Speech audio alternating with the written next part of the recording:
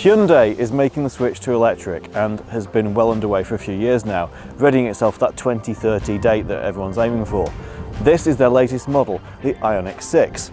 This is a swoopy saloon with over 300 miles of range. We're going to take it to North Wales on a little drive out, see how it performs in the real world on UK roads.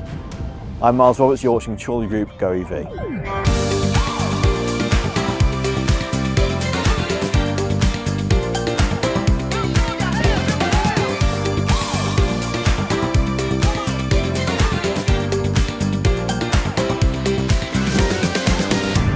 So we've just set off from Blackpool. It's 113 miles from here to Llandudno. We're currently on 96% charge. We've done 7 miles so far on the battery. The car was 98% charged when we picked it up.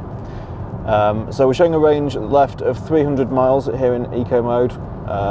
We're just going to leave it on cruise control, head down the motorway all the way, and see what our range is like when we get to Llandudno in North Wales. Expecting it's going to take a couple of hours. The official range is 336 miles, I think, from a 77 kilowatt hour battery. So we'll see how that stacks up in the real world today. It is quite cool outside, there's a bit of a wind, so it's about 12 degrees and windy, so we'll see how much effect that has on the actual mileage we get. And we'll report back as we go along.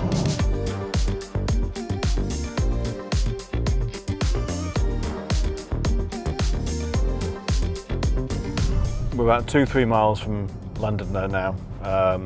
We've done 112.5 miles since we've set off this morning, so it wasn't quite 100% charge, it was showing 98% when we got in. We've got 62% left. And 179 miles indicated the range remaining. So looking at that from a quick glance, it suggests that around sort of 290 miles is possible on a full charge. And on the way down we've been using the cruise control, the smart cruise control with lane keep assist pretty much exclusively on the motorway on the way down. So we haven't been driving eco particularly, it's been set to 70 and we've just been letting it go where traffic would allow up to 70 miles an hour. We're averaging 3.9 miles per kilowatt hour, which seems very good. So this is a 74 kilowatt hour usable, 77 kilowatt hour total battery size. On this rear wheel drive version that we're driving today, the range up to 336 miles. I think that realistically then, on a breezy day like today, driven on the motorway, you're going to see around sort of 275 to 290, 300 maybe.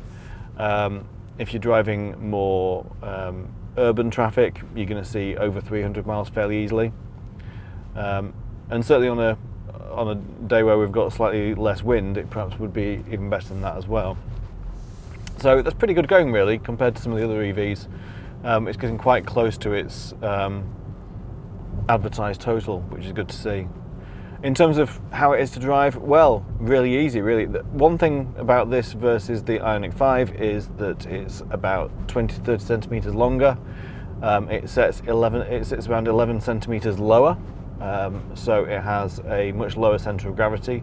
And that shows actually on cornering and the general dynamic driving scenarios really seems to show that it's got better road holding, more comfort, more refinement than the IONIQ 5.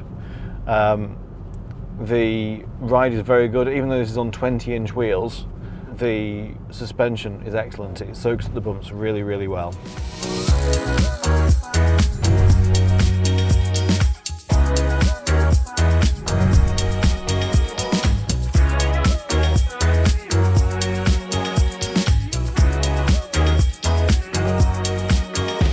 So this is the Hyundai IONIQ 6. Styling wise, very distinctive. These headlamps reminiscent of the 2001 Mark II Hyundai Coupe, a very successful car for Hyundai back in the day. These are full projector LED headlamps with this matrix LED indicator and running lights at the front here. We've got some air vents here which are functional, which take air and direct it over the wheel for better airflow. Under the hood here we've got a 45 litre storage area. So if you've got any electrical cables, like charging cables, or perhaps if you've got wet clothes, you've been out on a walk somewhere, you can shove them in there rather than dirtying up the boot. Moving around the car, we've got these 20-inch 245 40 R20 Pirelli P0 tyres. These are specific electric car tyres that have been designed by Pirelli to be most efficient, give the least rolling resistance, and hence give better range to the car. One of the things about the Hyundai IONIQ 6 is the aerodynamics have really been worked on to make it so slippery, to give it that extra mileage on a run. Moving down the side, we've got the repeater indicator set into the wing mirrors here. These sleek door handles, which pop out, a bit Tesla-esque. And as we move around the vehicle, obviously front and rear, we move around the vehicle, we get to the sloping roofline, which then kicks into this ducktail spoiler. If Porsche's guys are watching, I'm sure they didn't copy it, but it does look very reminiscent of a 911 Turbo Carrera 4S.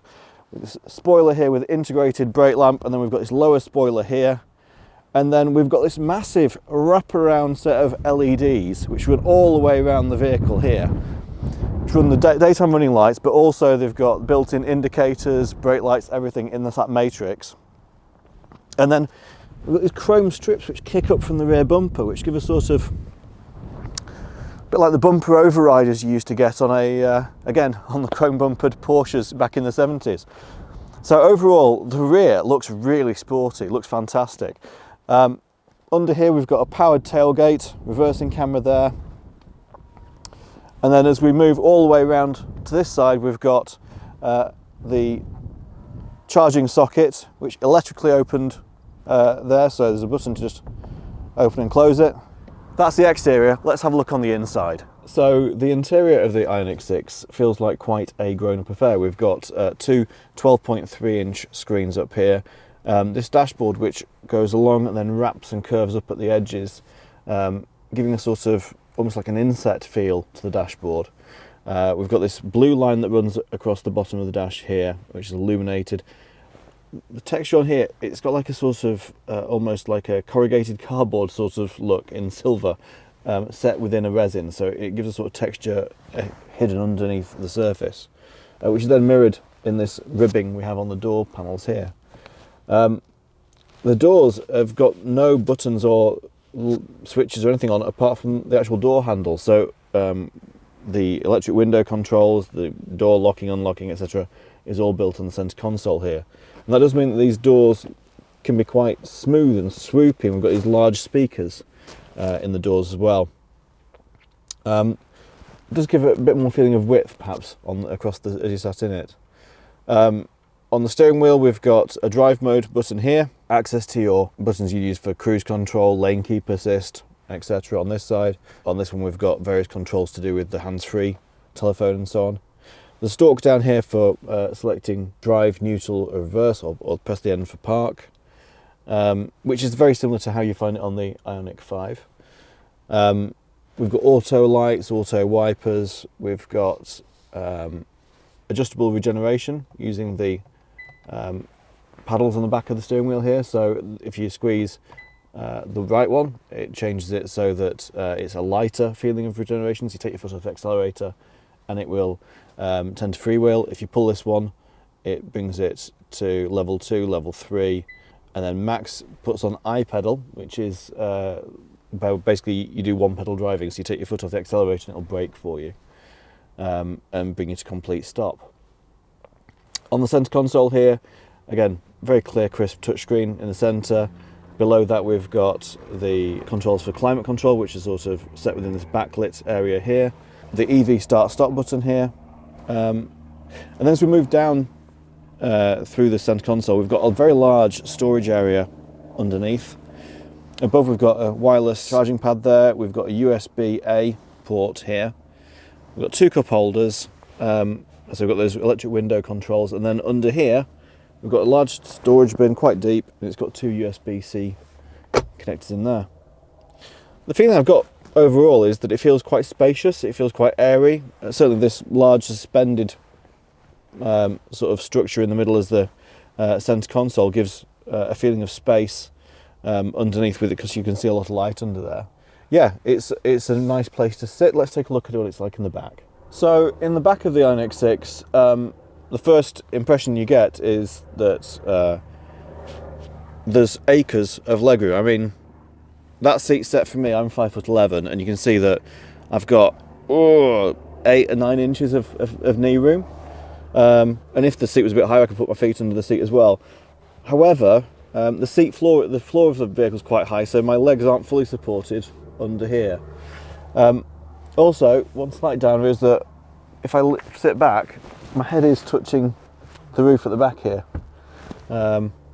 which is a bit of a shame. So plenty of leg room, but it depends how proportioned you are as to, if you've got really long legs and a short trunk, you might be okay, but perhaps I'm the other way around and my hair's touching the roof at the top here.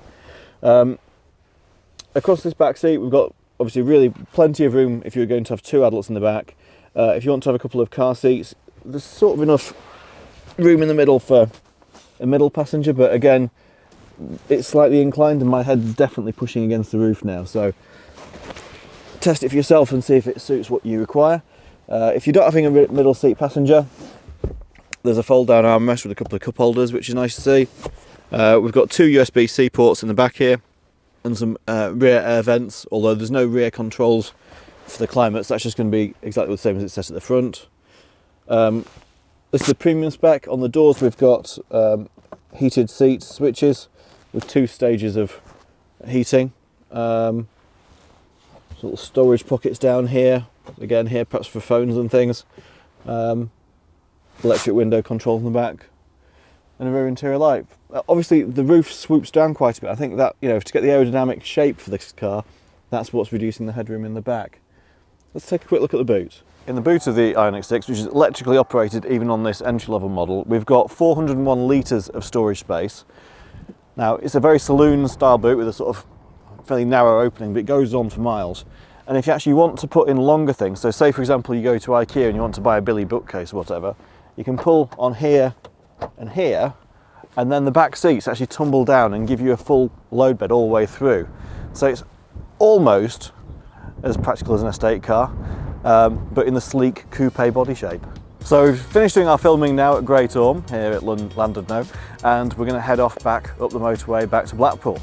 Now the car's currently showing 58% charge. It's used quite a bit because we've been driving up around Great Orme doing all these shots, and we've also had the car switched on for the last few hours with the air conditioning running and things like that. So it's used a few percentage doing that. However, we've got 58% left, plenty to get us back to Blackpool. Let's jump in the car and see how we get on.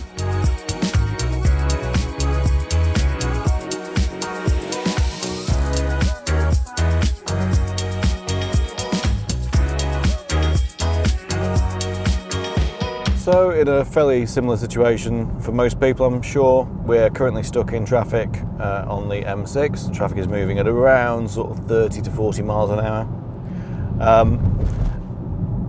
As it is, we've done 199 miles now, and we're showing 30% battery remaining.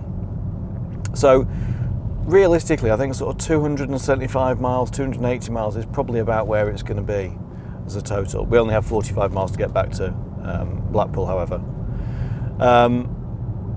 In terms of, you know, things that are making this easier, it's got traffic jam assist built in, so when you use the smart cruise control, it uses the radar and the cameras to keep an eye on the traffic around you as it's slowing down or speeding up. It does that for you, so that's really useful. We've got the lane keep assist, which is keeping us centered in the lane, obviously useful as well, although I have got my hands on the wheel. It's not a hands-off system, it's not full self-driving or anything like that. It's still very much a hands-on system. It wants to just assist you rather than take over completely. Perhaps gives a bit of an opportunity to just speak about some specification changes. So the car is available both in rear-wheel drive and all-wheel drive with the same size battery, 77.4 kilowatt hours battery. The rear-wheel drive version, which is what we're in today, has got 228 brake horsepower. The all-wheel drive version is 325 brake horsepower combined, so it uses a small front motor together with the rear motor. The driving range up to 338 miles on the rear-wheel drive, up to 322 miles on the all-wheel drive version.